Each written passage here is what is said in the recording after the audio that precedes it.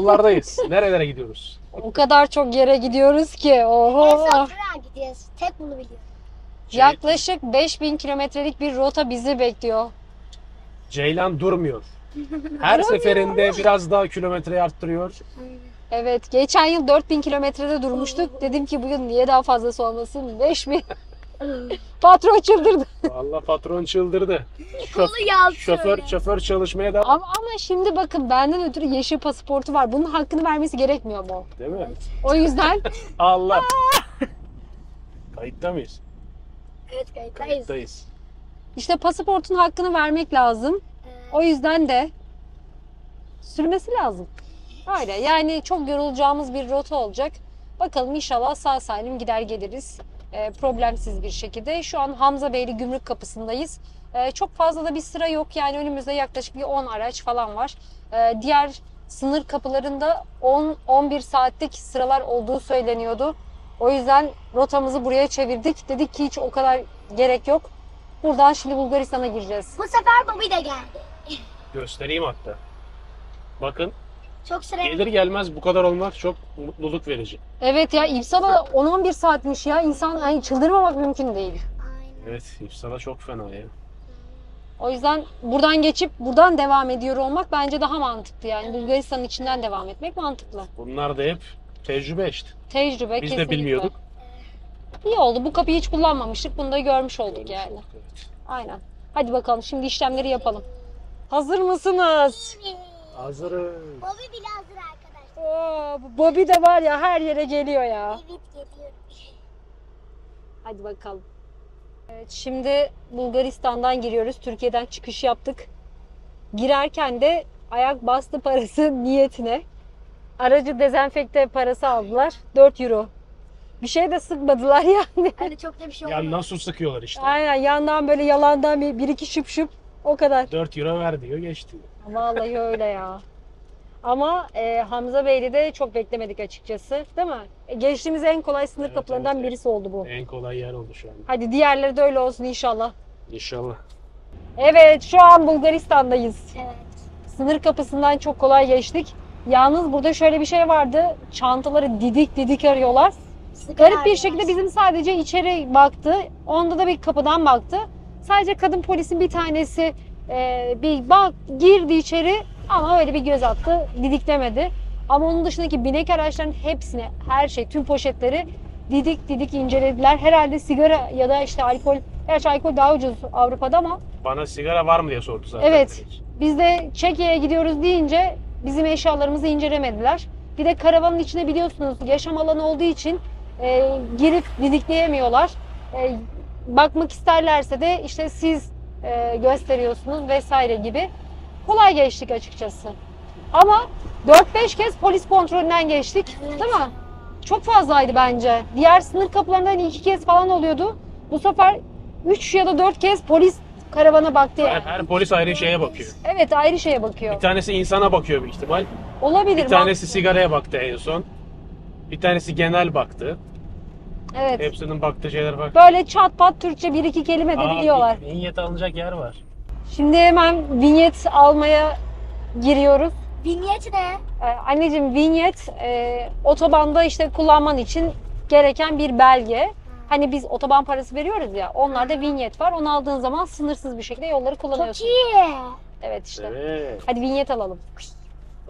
Yani vinyet almadan da çıkmayın. Bence hiç gerek yok. Şimdi vinyetimizi aldık. 18 levaydı. Biz euro olarak ödeyeceğimizi söyledik. 10 euro çekti. Vinyet de hallettik. Tamam. Artık Bulgaristan'da rahat rahat gidebiliriz. Vinyet alırken dikkat edilmesi gereken şey var. 2 günlük diyor ama aslında 2 günlük vinyet hafta sonu vinyeti olarak geçiyor. Yani bize aslında 2 günlük yetiyor ama biz her türlü pazartesi sabaha kalacağız büyük Evet, ihtimal. pazartesi sabahı da kapsamıyormuş. Kapsamıyor, o yüzden bir haftalık almak Haftalık zorunda aldık. kaldık. Neyse artık ya yani. Hafta sonu vinyeti var. Bir de 7 günlük vinyet var. Evet. Yani hafta içi gelseniz de 7 günlük almanız lazım. Yani biz pazartesi sabahı kalacağımız için yani her türlü aşmış olacaktı. O yüzden işi riske atmayalım dedik. Haftalık aldık. Yani 10 euroya halletmiş olduk vinyet işini. Öyle. Hadi o zaman şu an artık Bulgaristan'ın içerisindeyiz. Sonunda. Evet sonunda. Bir Gerçekten saat çok araba uzun yine de. sürdü. İstanbul trafiği bizi mahvetti. Evet.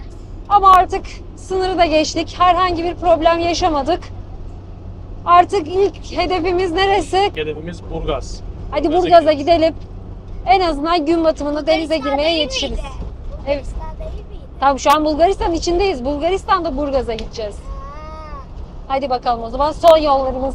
Ne kadarlık süre gösteriyor? 1 saat 46 dakika. Yani biz ona 2 saatte gideriz.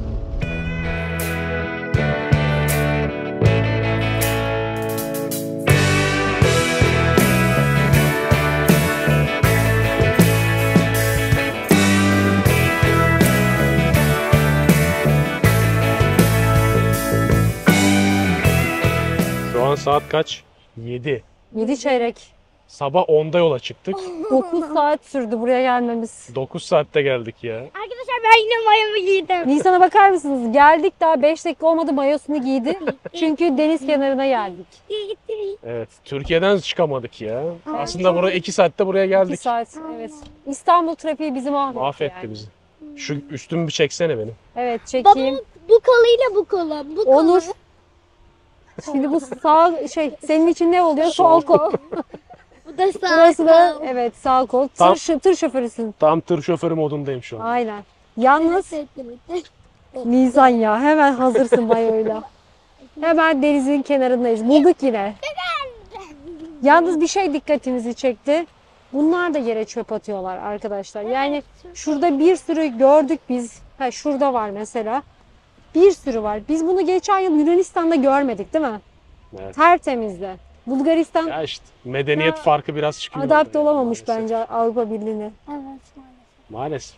Bu arada çöplerimizi de toplayalım. Evet. Nasıl atıyorsak öyle toplayacağız. Bu bir kamu spotudur.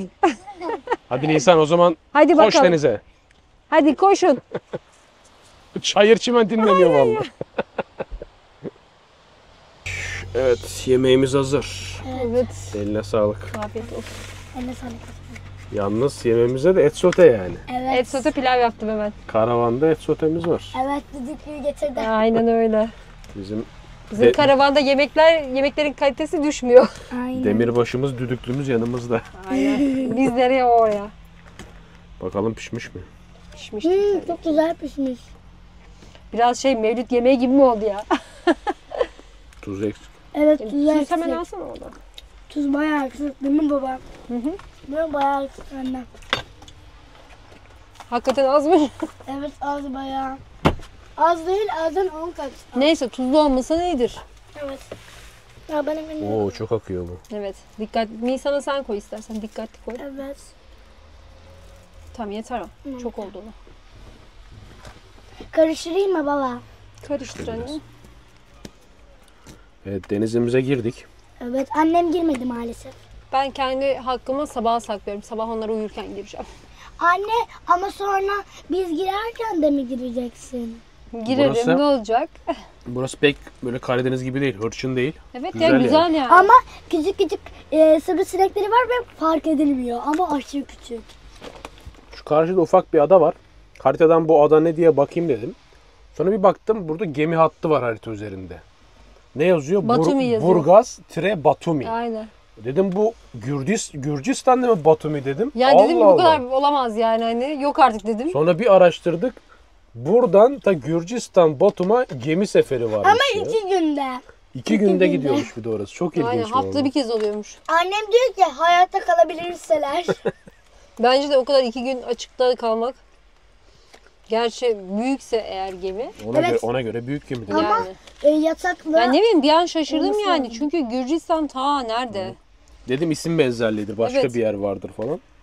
Ama Gürcistan'a gemi varmış. Hatta araştırırken tren de varmış. Yok artık. Yukarıdan dönüyor herhalde trende. O da herhalde bir hafta sürüyordur. Tren yavaş ya. Evet, geze geze öğreniyoruz biz de. Gezginler. Aynen öyle. Anne hatırlıyor musun hafta Bugün sonu? Nisan bile diyor ki anne diyor bu plaka diyor bu ülkenin değil mi diyor. Çocuk geze geze öğreniyor ya coğrafyayı. Anne geçen gün de bir tane kağıda gezginler yazmıştım. Şey yapmıştım hatırlıyor musun? Evet. Yalnız hepimizin perti çıktı. Evet. Özellikle babamın sürdü ya arabayı. Günaydınlar. Günaydın. Ben yine boyama giydim oraya hemen. Nisan hazır hemen yani. Burgaz sabahından günaydın.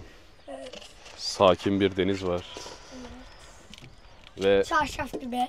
bugün pazar sabahı olduğu için yerel halk buraya hücum etmiş durumda. Aynen. Sabah 6'da gelmeye başladılar.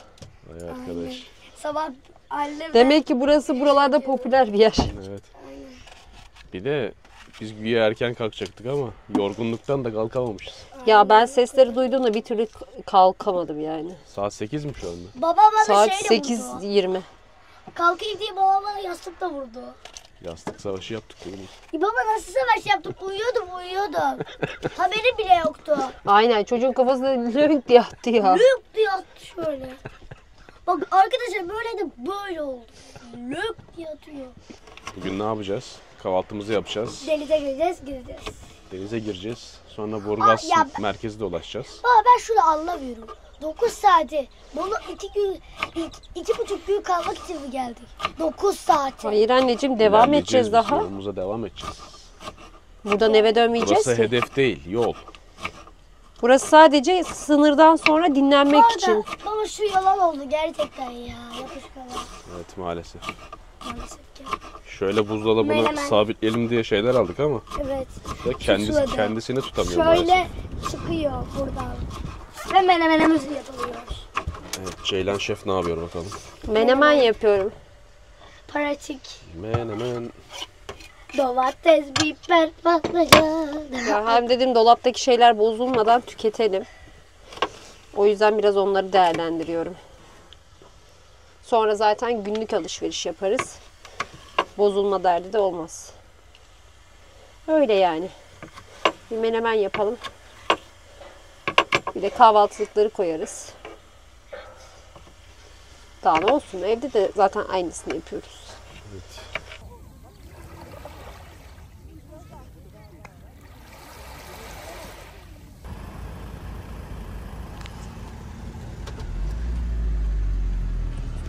Evet şu karavancı da dönüp duruyor.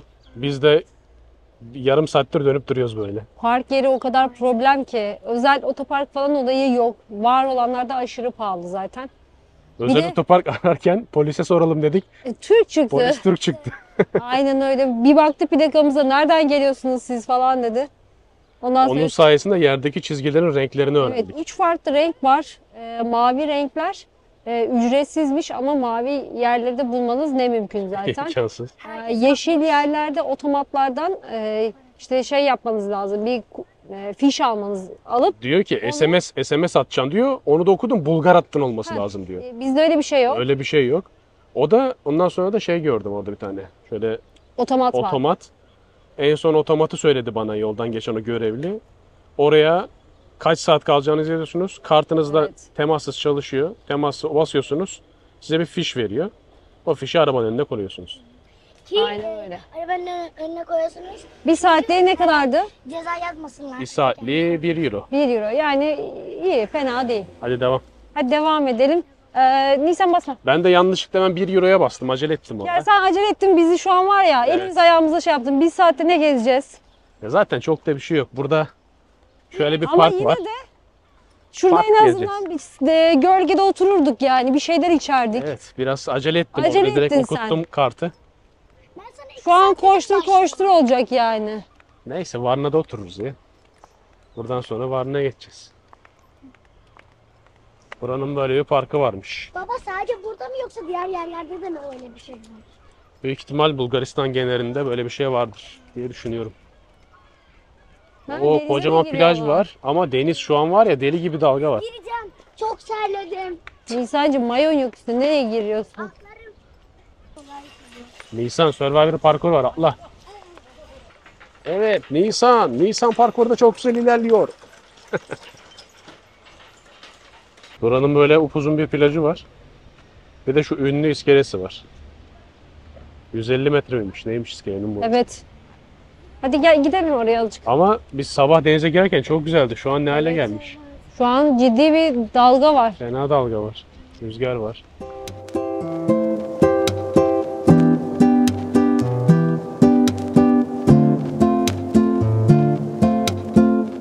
şarj ediyoruz. Garip. Dondurmayla şarj ediyoruz. Nisan saatte 3-5 euro harcamazsa, böyle bir şeyler yiyip içmezse gezmiyor. Yani siz bazen diyorsunuz ya, çocukla nasıl geziyorsunuz? İşte dondurma ısmarlıyoruz, İçeceği yemek var. ısmarlıyoruz. İçeceği var. Yani bu şekilde rüşvetlerle geziyoruz. Böyle bedavaya gezmek olmaz değil mi? Aynen. Olmaz tabii ki de. Ama böyle işte dondurmasını, yemeğini falan ihmal etmediğimizde problem çıkarmıyor çocuğumuz. Durumlar böyle. Çok sıcak bugün ya. Evet, aşırı sıcak. Ben omzuma koy. Hiç meydan gezilecek Aynen, gibi bir Nisan'ın gün değil ensesine yani. koyalım. Onu enseme koysana. Çok Hadi iyi. gidelim o zaman. Şöyle yürüyeceğim. Hadi gidelim. Anne burnum nasıl şu an? Hı? Burnum nasıl? Burnun dondurmalı. Bizimkiler yürüyor yine. Nereye? Tabii ki karavana. Hadi bakalım. Park süremizin sonuna yaklaşıyoruz. Ay, o kadar sıcak ısırarak yiyorum. Normal bir yer. Burgaz bu kadarmış. Burgaz bu kadar zaten. Küçük bir yer yani. Yani Türkiye'deki şehirlerle kıyaslamamak lazım. Ama bir şey diyeyim mi? Ben Sofya'ya göre daha çok sevdim. Sen çünkü deniz şehri seviyorsun da o yüzden. Yani Sofya'da bir şey yoktu ya bence.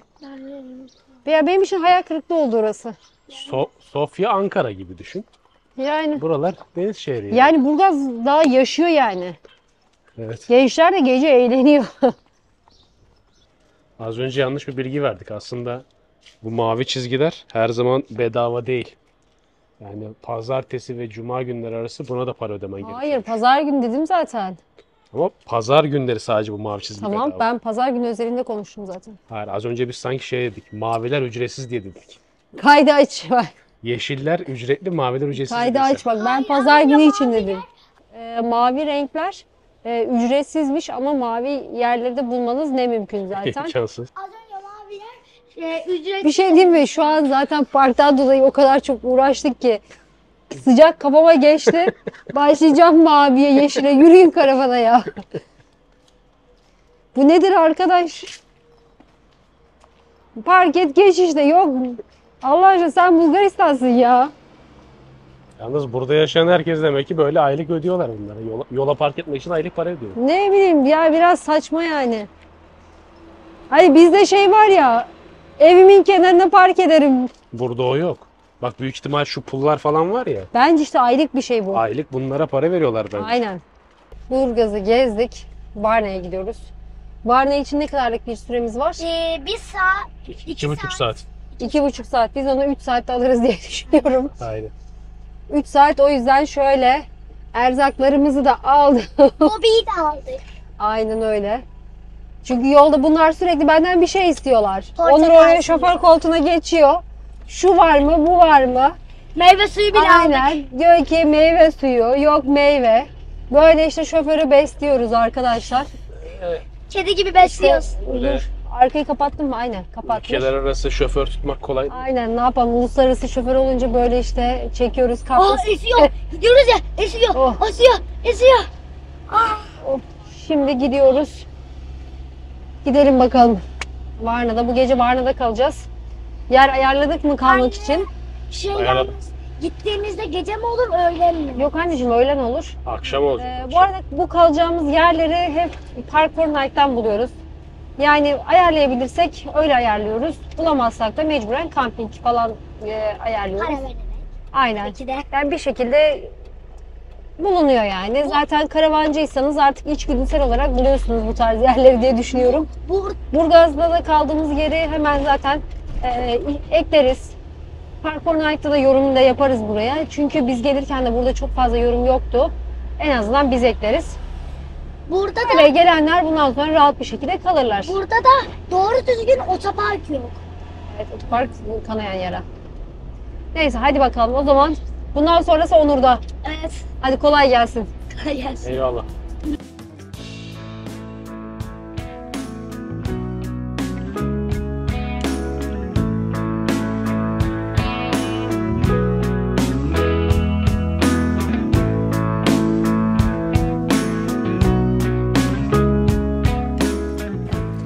Şimdi öyle bir yere geldik ki Varna'da, hem de doğaçlama, bakar mısınız? Direkt kapıyı açıyoruz ve deniz kenarı.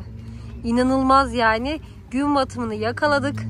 Nisan hemen gün bitmeden bir denize girecek. Deniz şey ya. Evet, denize girsin. Ya bir dakika bile olmadı Yalnız arkadaşlar. arkamızda bir İsviçre'den gelen karavan var. Babamın şeyi ya. Aynen, bunlar denize girecekler.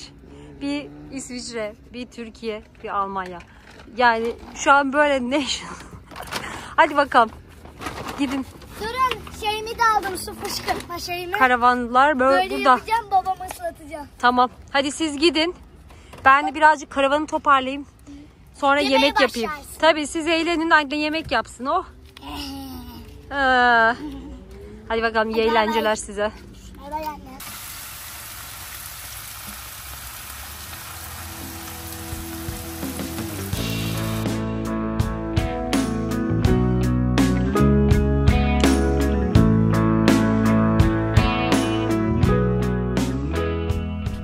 Vakit geçirerek diyor.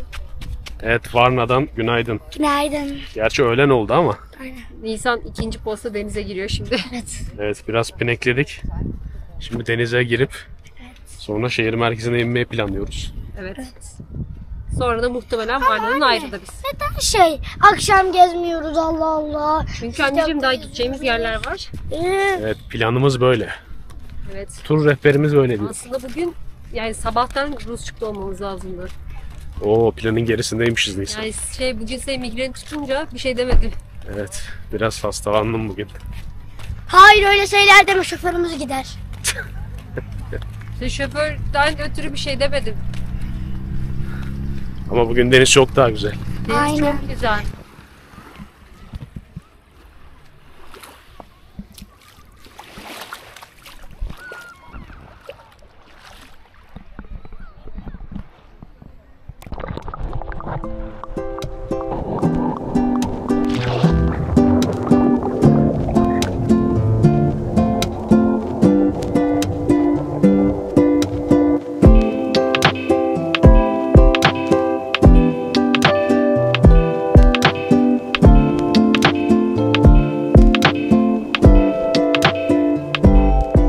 Varna merkeze geldik. Evet, burada da bir park macerası yaşarız dedik ama Bu sefer çok kolay oldu. şansımıza bir yer bulduk ve başında hemen bir görevli bulduk. Görevliyle çat pat anlaşarak işte uygulamayı gösterdi App Store'dan. Burada indirin dedi. Gitti, biz de indirdik. Uygulama da kolaymış, İngilizcesi de var. Oradan plakayı yazıyorsunuz. Kart bilgilerinizi yazıyorsunuz. İşte 3 saate 3 leva mı kesti? Aynen. 3 saate 3 leva kesiyor karttan direkt. Hiçbir şey değil yani. Alabiliyorsunuz. Yani uygulama daha basitmiş aslında. Ama garip bir durum var. Bu Burgaz'da olan çizgilerden değil. Burada da beyaz çizgi Burada var. beyaz çizgi var. Burada Daha iyi bu. uygulamadan yapılıyormuş. demek. Evet. Otomat var mı dedik çünkü otomat da yok. Yani her şeyde farklı bir uygulaması var. O yüzden uygulamada birlik olmadığı için de her seferinde yeniden öğrenmeye Öğrenmen çalışıyoruz. gerekiyor. Yine SMS olayı burada da var. Hı hı. Bu arada SMS olayı Romanya'da da varmış. Öyle mi? Fotoğraflardan görürken Aa. SMS olayı orada da var. Ama her şehrinde farklı uygulamaları var. Yani tabii ki. Neyse, bugün Varna merkezini Aynen. gezeceğiz. Gezelim. 3 saat rahatız şimdi. Bu sefer sıkıştırmadık. 3 saatlik park yeri aldık. Aynen. Biz şimdi Dormiton Katedrali'ne geldik. Burası ne? Hemen anlatalım size. Burası Osmanlı'ya karşı ölen bir Rus askerin anısına yapılmış. Açıkçası Sofya'daki o Alexander Nevski Katedrali'nden sonra ülkenin en büyük ikinci katedrali. Şimdi biz de içini gezmeye gireceğiz. Anne, bir şey söyleyeceğim. Bizden kurtulmak için yapmışlar. Neden yapmışlar ya? Anneciğim, bu da onların tarihi. Biz size gösterelim. Nisan'cığım, bu da onların tarihi. Nisan'ın milliyetçi damarları tuttu. Vallahi bir anda Hadi katedralin içine girelim. Ama içine çekim yapabiliyor muyuz bilmiyorum. insan bir anda ulumaya başlayacak şimdi. Aynen. Vatan millet Sakarya başlayacak.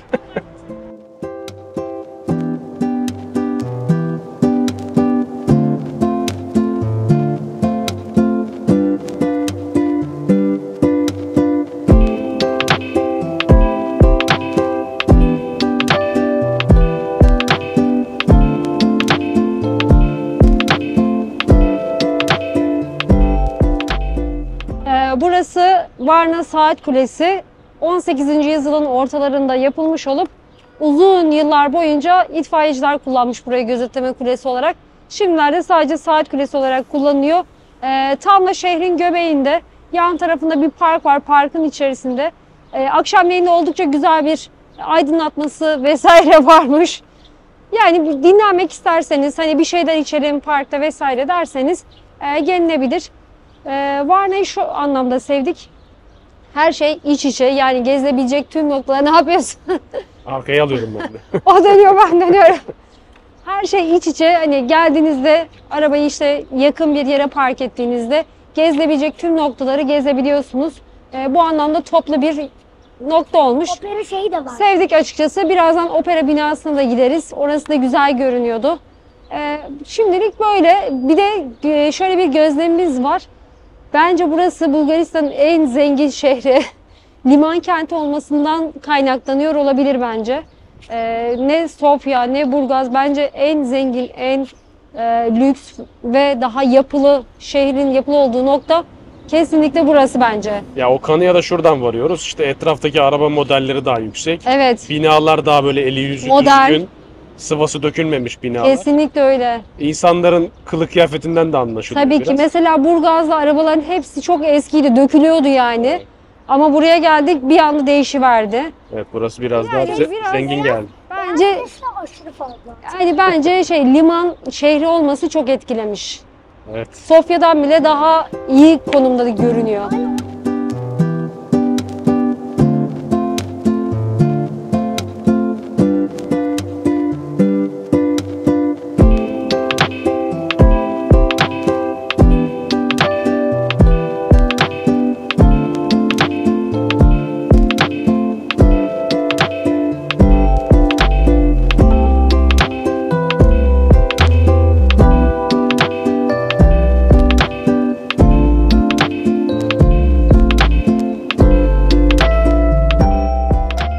Saatlik yolculuğun ardından Rusça'ya vardık. Böyle Tuna Gölü'nün, Tuna Nehri'nin de değil mi burası? Tuna Nehri. Tuna Nehri'nin kenarına park ettik. Akşam yemeği yiyeceğiz. Bugün et var, ne var, tavuk var. Ne aldık? Ne Köfte aldık ya. Köfte aldık. Lidl'dan köfte aldık. Köfte ekmek yapacağız, Bu yiyeceğiz. arada Lidl da bizim komşumuz. Hemen 5 dakika öteden. Evet, hemen şu arkada da güzel bir marketimiz var. Manzaramız güzel. Manzaramız süper ama şöyle bir sıkıntımız var. Şurası tren hattı. Gecenin bir vakti buradan tren geçebilir. Öyle bir dezavantajı var. Evet, ama serbest bölge. Yanımızda da böyle İsviçre'den gelenler var. Diğer tarafta bir karavan daha var. Ve karavancıların Yanımızda da Takıldığı İsviçre yer. diye bir kişi var. Oo, cevapiler hazır. Aynen. Bu cevapi olmuş, köfte olmamış. Öyle.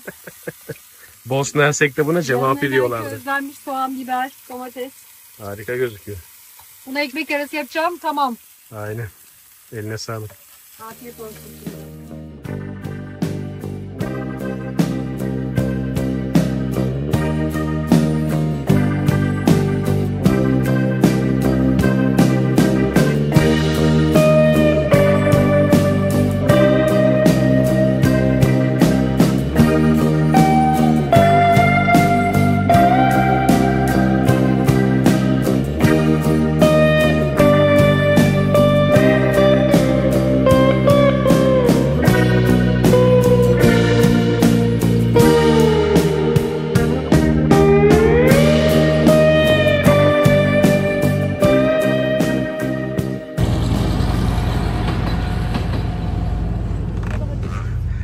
Günaydın.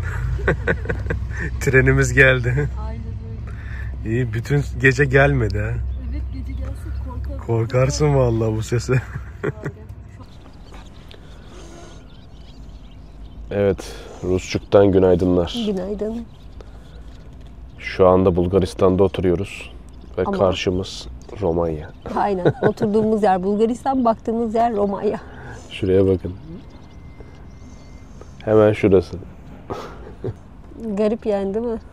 Evet, burası tren yolunun yanı. Bazı yorumlarda işte gece uyuyamadık falan filan yazmışlardı. Biz de biraz korkmuştuk nasıl olacak diye. Şansımıza da gece hiç tren geçmedi. Aynen. Şimdi bir geçti ama tren demeye de... İşte bir lokomotifi işaret. geçti Aynen. sadece. Siren çala çala geçti öyle. Ama gece çalsaydı korkardık. Evet, gece bayağı korkutucu olurdu. Şansımıza güzel geçti yani. Hani çok sıcak da değildi. Yo, çok şeydi, güzeldi. Battaniye bile örtmedim bugün. Yani işte battaniye örtmeden yattık ama terlemedik de yani. Ama şu an hafif hafif böyle yağmur atıştırıyor. Evet. Bu bizim için güzel, karavan için kötü bir haber. Evet, elektrik olmayacak çünkü. En kötü çok zorlanırsak kampinge gireriz yani. Yapacak bir şey yok. Evet, bakalım. Şu anda buradan karşıya geçişte ufak bir köprü var. Aynen. O köprü aslında bir sınır kapısı. Tuna Köprüsü iki ülkenin sınır kapısı aslında. Bulgaristan, Romanya arasında. Oradan geçeceğiz. 1,5 saat ileride de zaten Bükreş var. Aynen, bugünkü hedefimiz Bükreş. Bugün oraya geçeceğiz. Burada da Rusçuk'un ufak bir meydanı var. Bugün de oraya geleceğiz. Evet, çok bir yer yok Rusçuk'ta. Zaten Rusçuk'a gelelim deme sebebimiz hani Onur'u da birazcık dinlendirmekti. Hani 3 saat ilerliyoruz ya da işte 2 saat vesaire gibi. Yol üstünde gezilebilecek veya dinlenebileceğimiz noktaları seçiyoruz ki birden 5 saat, 10 saat yol yapmayalım diye. Zaten karavancılıkta böyle bir şey. Hani geze geze gidiyorsun. Evet. İyi ki ama dün akşam geldik. Dinlenmiş oldun. Güzel oldu. Yoksa Varna'dan direkt Bükreş'e gelsek sen çok yorulacaktın. Çok yorucu olurdu ya. Nisancık günaydın. Nisan saçı yürüyor. Ne çok uyudun Nisancık ya. Nisan gece yatmak bilmiyor. Sabah kalkmak bilmiyor. İşte böyle yatacağız akşama kadar. Bugün ne var? Patatesli yumurta mı var? Bana da yumurta var. Hadi afiyet olsun. Sade yumurta. Arkadaşlar bakın geçen az önce sinek yolunu bulamadı. Yiyecek kimse iyi bulamadı insanı. Gezeliyordu böyle yuvarlak yapıyordu. Ne diyor kız sabah? Nisan da yatamamış dediğim bence o da farkında. Hadi afiyet olsun. Hadi bakalım.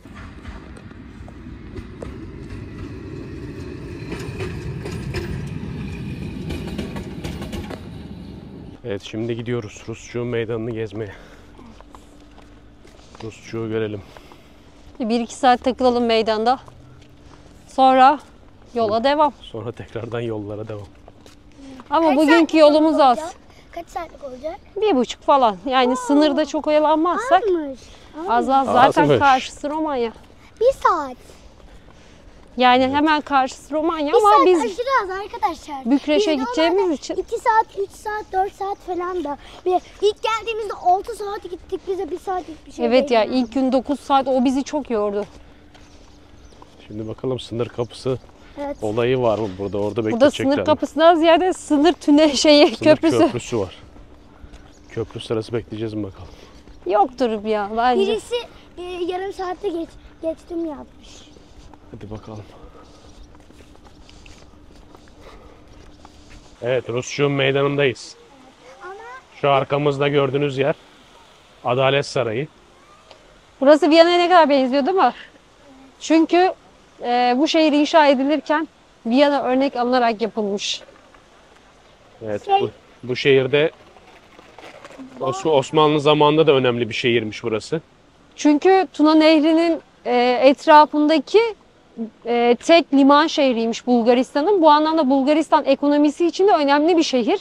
Çünkü liman demek ekonominin iyi olması demek açıkçası. Bulgaristan kurulduğunda da burası ilk başkentmiş zaten Rusçuk. Sonradan Sofya alınmış başkentte. Anne bir de Yani Osmanlı zamanındayken öyleymiş. Osmanlı zamanında değil, Bulgaristan kurulduğunda Ha, evet pardon. başkent önce Rusçukmuş, sonra Sofya'ya döndürülmüş. bu arada azıcık yağmur da atıştırıyor. Umarım hızlanmaz. Neyse Nisan, sıcaktan iyidir en azından. Bence de ya. Sıcak- Şeyde Sıcak de olmasına Osmanlı'da da Mithat Paşa zamanında en parlak dönemini yaşamış burası. Evet, Mithat Paşa Osmanlı'da İstanbul'da bir şey çıkıyormuş. İsyan çıkmış. Hı hı. Mithat Paşa buradaki tüm askerleri toplamış. 10.000 kişi İstanbul'a gitmiş ve isyanı bastırmış. O yüzden de önemli bir karaktermiş. Evet, burası da özgürlük anıtı. Osmanlı'dan kurtulmalarının şerefine yapılmış burası. Şöyle heykelin parmağını dikkat ederseniz de bu parmak aslında Rusya'yı gösteriyormuş. Rusya'nın Osmanlı'dan kurtuluşunu temsil ediyor. Şurası senin bayramın. Hayır, orası Avrupa Birliği'nin bayrağı. Bir zamanlar burası Rus kasrı olarak biliniyormuş zaten. Evet.